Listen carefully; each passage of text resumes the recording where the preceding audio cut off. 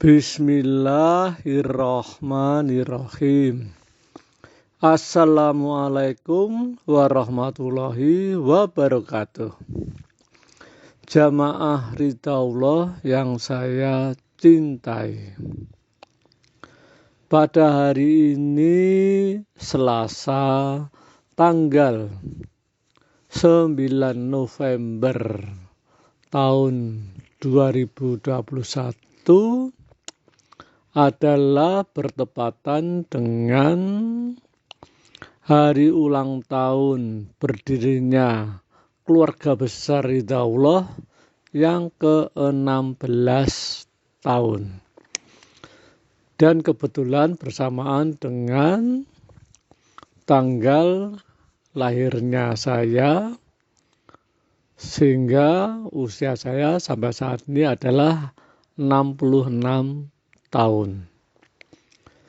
Jamaah Ridhaullah yang berbahagia, sudah 16 tahun kita bergabung bersama dalam keluarga besar Ridhaullah, yang mana selama 16 tahun ini kita bersama-sama belajar, memahami, mendalami, dan sekaligus menjalani 7 ilmu penjernih hati.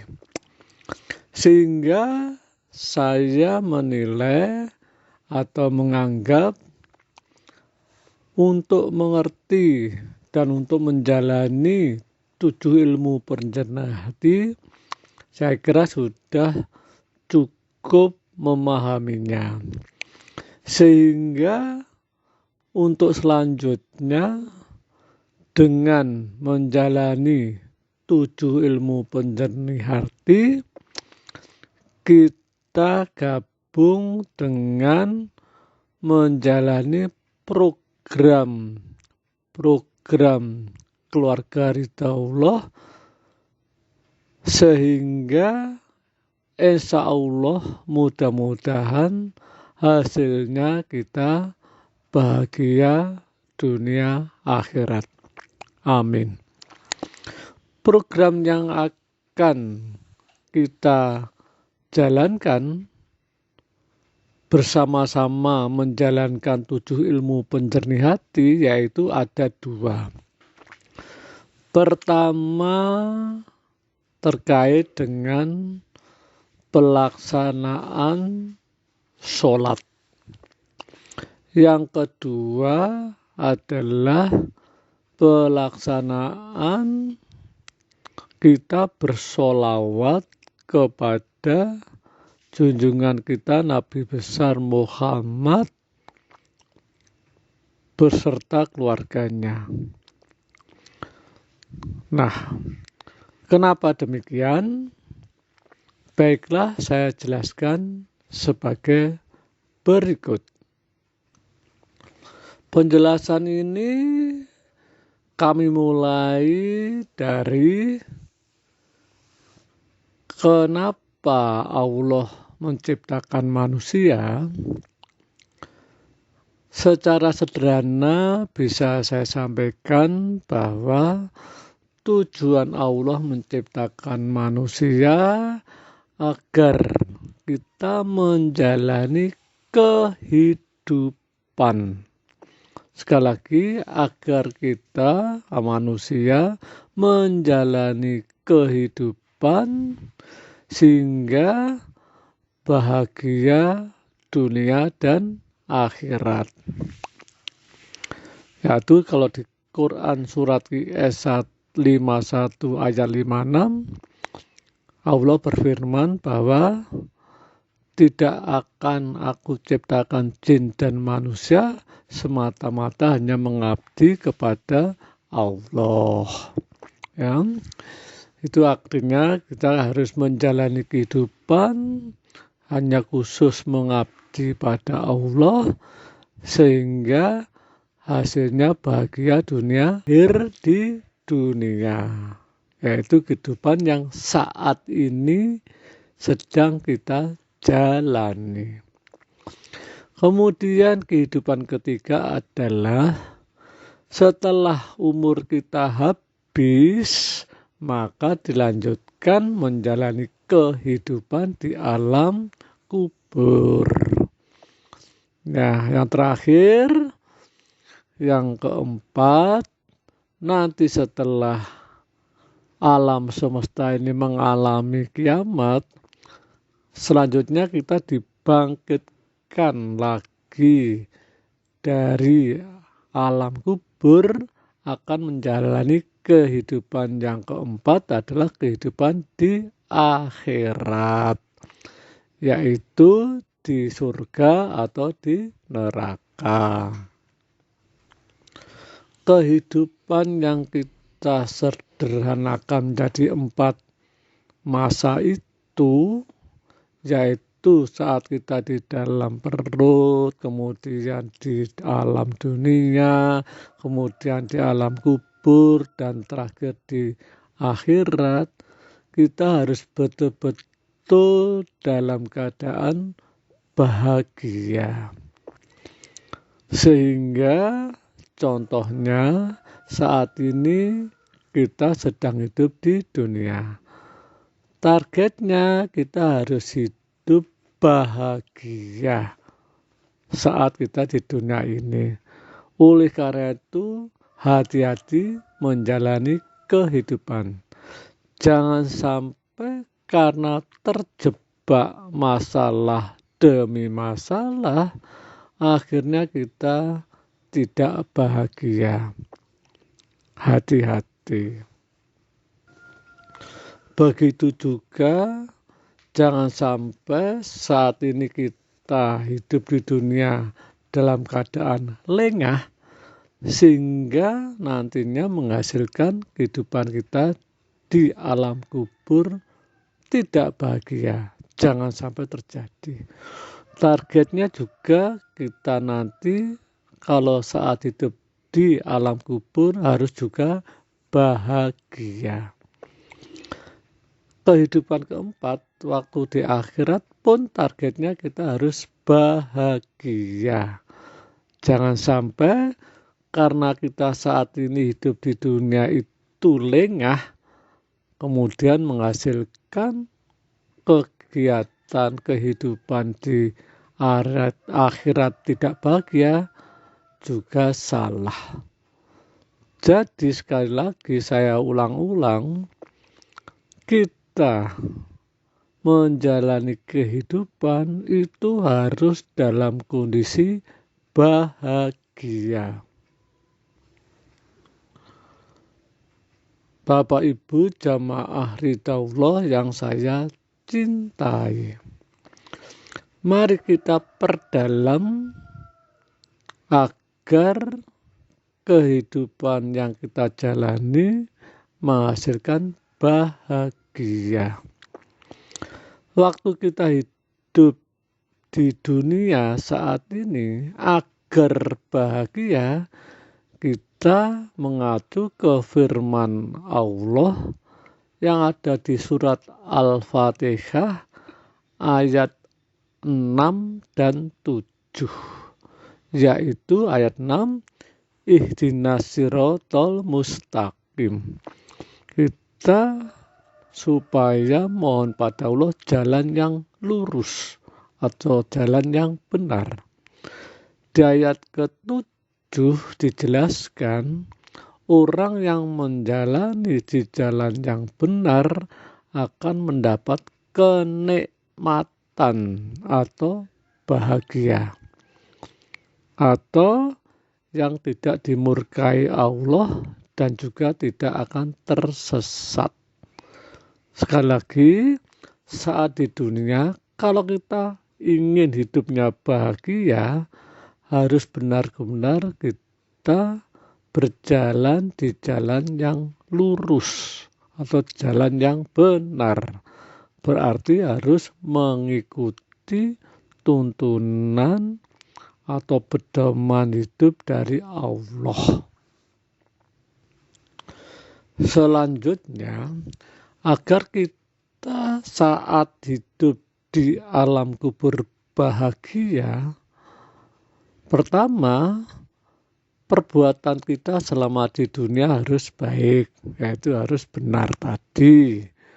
Kemudian juga saat kita hidup di alam kubur harus mendapatkan doa daripada orang yang masih hidup agar kita saat di alam kubur bahagia. Kenapa kita membutuhkan atau memerlukan doa dari orang yang masih hidup? Karena sesuai firman Allah bahwa kalau kita sudah meninggal dunia, yang masih bisa nyambung adalah 3 hal, yaitu amal jariyah, ilmu bermanfaat, dan doa dari orang yang masih hidup. Alhamdulillah, di keluarga besar Ridhaullah telah dibiasakan yaitu saling mendoakan. Salah satunya adalah kita berdoa melalui fadilah 10 Al-Fatihah. Kalau kita oleh Allah digolongkan menjadi jamaah Ridhaullah, insya Allah akan menerima doa dari semua jamaah Ridhaullah yang masih hidup. Hal ini bisa menghasilkan hidup kita di alam kubur menjadi bahagia. Yang terakhir, saat kita hidup di akhirat, waktu kita dihisab, tentunya semua orang sudah mengalami kematian dan berada di akhirat. Sehingga satu-satunya doa yang kita harapkan pasti hanya doa dari Rasulullah, yaitu Nabi Muhammad Sallallahu Alaihi Wasallam. Doa dari Rasulullah itulah yang disebut yaitu syafaat. Nah, syafaat itu doa dari Nabi Muhammad Sallallahu Alaihi Wasallam, doa kepada Allah yang ditujukan kepada manusia. Karena saat itu kita menginginkan hidup di akhirat itu bahagia, maka kita betul-betul mengharapkan syafaat dari Rasulullah. Agar kita mendapatkan syafaat atau doa dari Rasulullah, maka program keluarga besar Ridhaullah yaitu kita harus bersolawat kepada junjungan kita Nabi besar Muhammad Sallallahu Alaihi Wasallam. Kenapa demikian? Mari kita buka firman Allah yang ada di surat Al-Baqarah atau QS2 ayat 152. Di dalam Quran surat Al-Baqarah ayat 152, Allah berfirman sebagai berikut. Karena itu ingatlah kamu kepadaku, niscaya aku ingat pula kepadamu. Dan bersyukurlah kepadaku dan janganlah kamu mengingkari nikmatku. Di sini Allah secara tegas berfirman. Intinya, kalau kita ingat kepada Allah, niscaya Allah pun akan ingat kepada kita. Kalau kita kaitkan dengan keinginan kita agar didoakan oleh Rasulullah,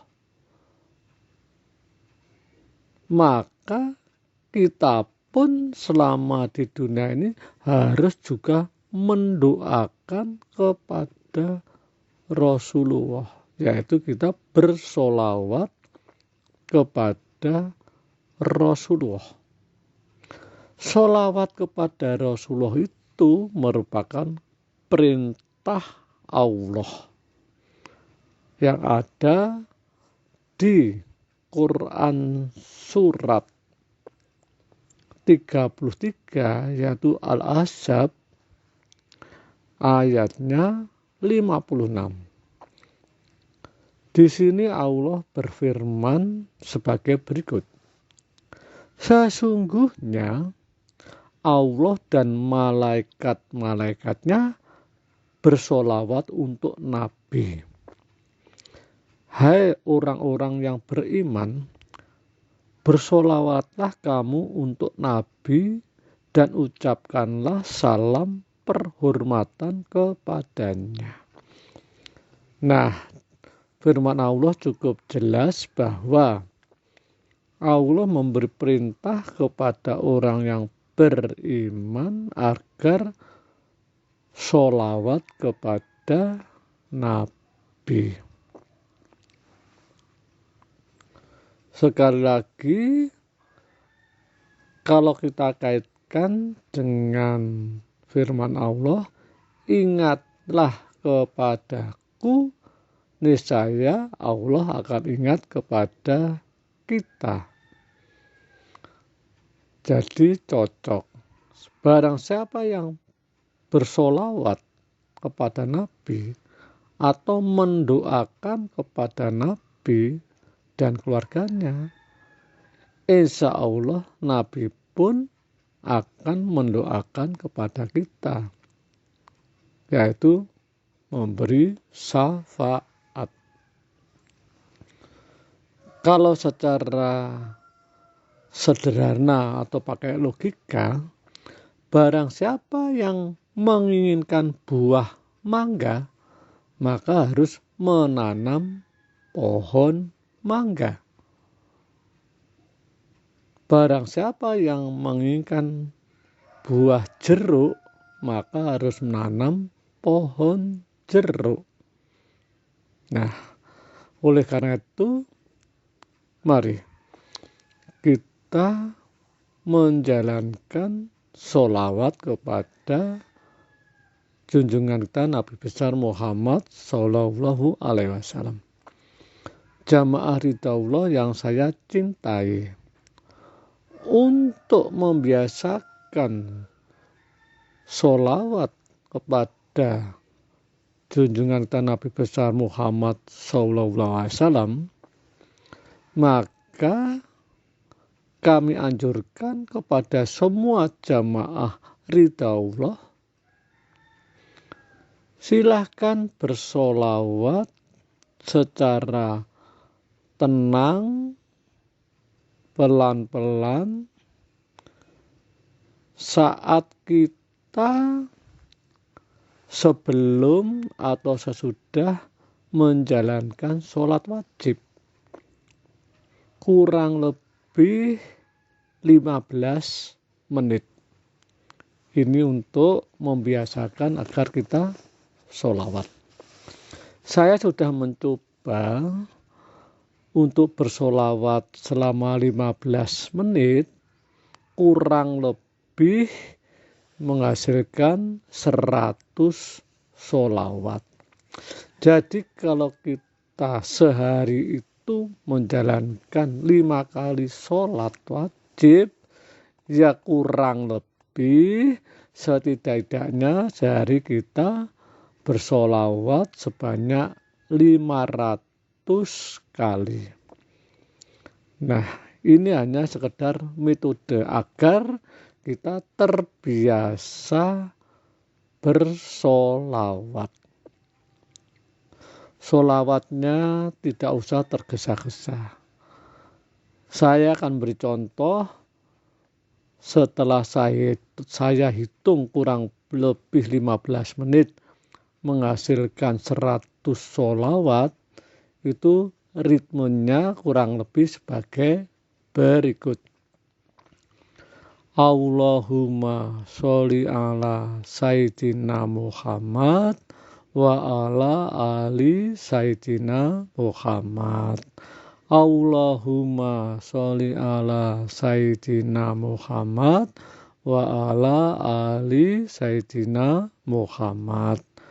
Allahumma sholli ala Sayyidina Muhammad wa ala ali Sayyidina Muhammad.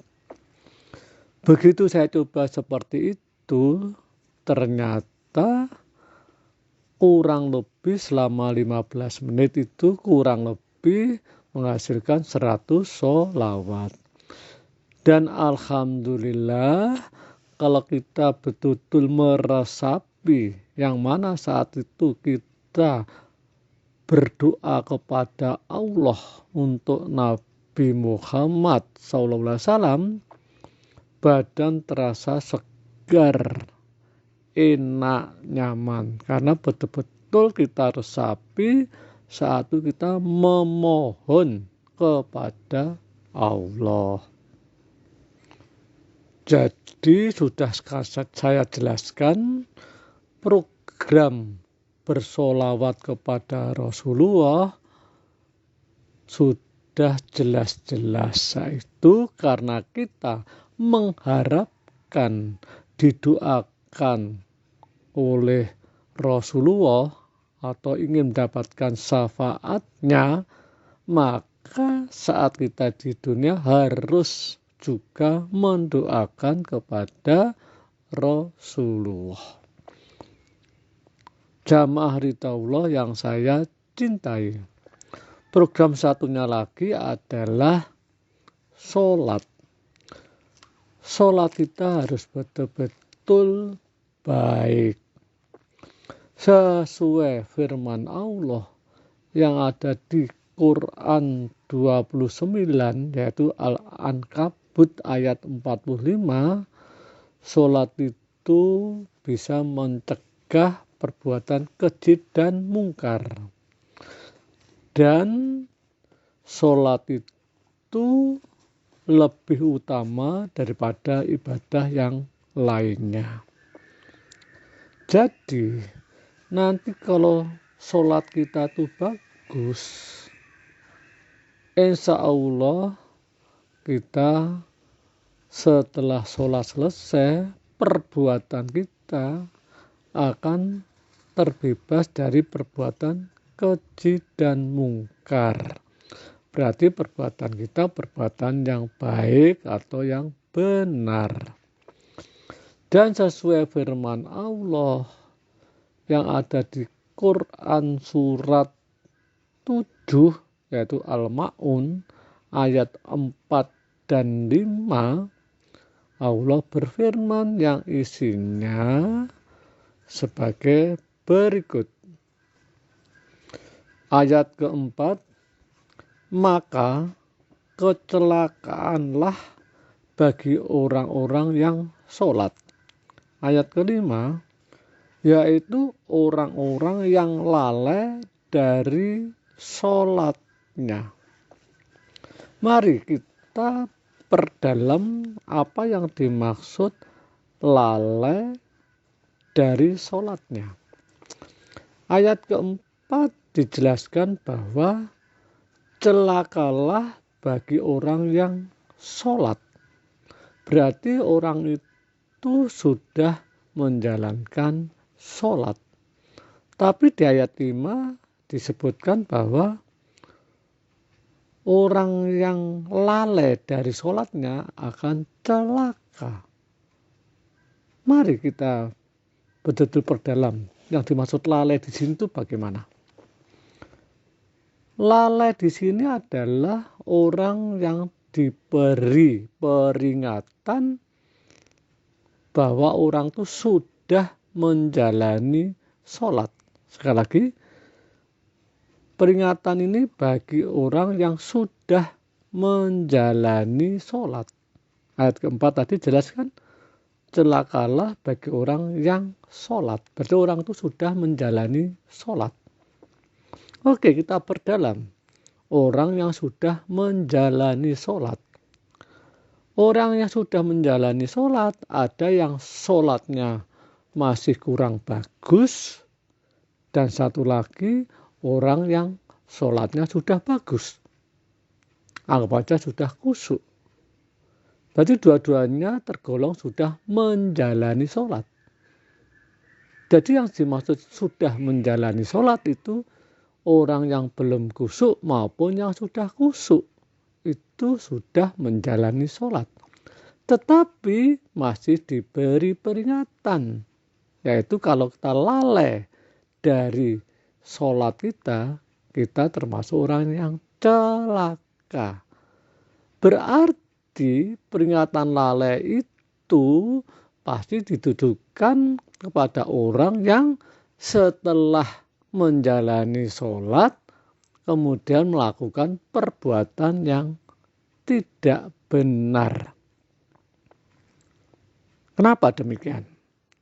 Mari kita peragakan. Ya, saya peragakan secara pelan-pelan. Misalnya kita baru saja selesai menjalankan sholat. Anggap saja sholat kita sudah khusyuk. Setelah kita selesai menjalankan sholat dengan khusyuk, misalnya kita terjebak dipengaruhi oleh setan, kemudian melakukan perbuatan yang tidak baik, misalnya korupsi, maka akan kita bisa mendapat komentar dari orang lain, "Hei si fulan, baru saja kamu sholat, terus menjalani korupsi. Berarti kamu lalai dong dari sholatmu." Loh, kenapa kok lalai? Dianggap lalai. Karena waktu kamu sholat walaupun sudah khusyuk, kan ada suatu pernyataan kamu kepada Allah. Contohnya, hidupku matiku hanya untuk Allah. Atau saat kita mengucapkan syahadat, aku bersaksi tidak ada Tuhan selain Allah dan Muhammad utusan Allah. Kalau kamu membuat suatu pernyataan, berarti yang dimaksud pernyataan itu tidak hanya sekedar diucapkan saja. Harus diwujudkan di dalam perbuatan. Itu yang dimaksud pernyataan. Nah, sekali lagi kalau kamu sudah membuat pernyataan seperti itu tadi, seharusnya harusnya diwujudkan dalam perbuatan kita. Nah, kalau kita bisa mewujudkan pernyataan kita saat kita menjalankan sholat, tentu saja perbuatan kita pasti perbuatan yang baik. Nah, kalau kita melakukan perbuatan yang tidak baik setelah menjalankan sholat, walaupun sholat kita saat itu khusyuk, berarti kita dianggap lalai dari apa yang telah kita lakukan saat sholat, yaitu salah satunya membuat pernyataan. Inilah yang disebut lalai menurut saya, lalai dari sholatnya. Nah, oleh karena itu di program ridho Allah, di program keluarga besar ridho Allah, nanti kita akan menjalankan bagaimana sholat kita. Yang pertama, di dalam menjalankan ritual sholat, kita harus menjadi khusyuk. Setelah sholat kita khusyuk, di dalam perbuatan kita harus menjalankan perbuatan baik. Nah, untuk bisa menjalankan perbuatan baik, maka salah satunya kita menjalankan 7 ilmu penjernih hati. Sehingga kesimpulannya, jamaah Ridaullah yang saya cintai, program berikutnya setelah kita sudah 16 tahun menjalani program-program atau ajaran-ajaran di Ridaullah adalah kita menjalankan sholat secara baik, kemudian digabungkan dengan menjalani 7 ilmu penjernih hati, sehingga perbuatan kita menjadi baik sesuai firman Allah bahwa sholat itu bisa mencegah perbuatan keji dan mungkar. Sekaligus sesuai firman Allah supaya kita tidak lalai dari sholat kita. Kemudian program yang satunya lagi, mari kita membiasakan bersolawat kepada junjungan kita Nabi besar Muhammad Sallallahu Alaihi Wasallam. Karena kalau kita hidup dunia ini mendoakan Rasulullah, insya Allah hasilnya kita akan didoakan oleh Rasulullah, atau insya Allah akan dapat syafaatnya. Demikian sambutan dari saya dalam rangka kita memperingati 16 tahun keluarga besar ridho Allah. Semoga apa yang saya sampaikan saat ini bermanfaat untuk kita semua. Assalamualaikum warahmatullahi wabarakatuh.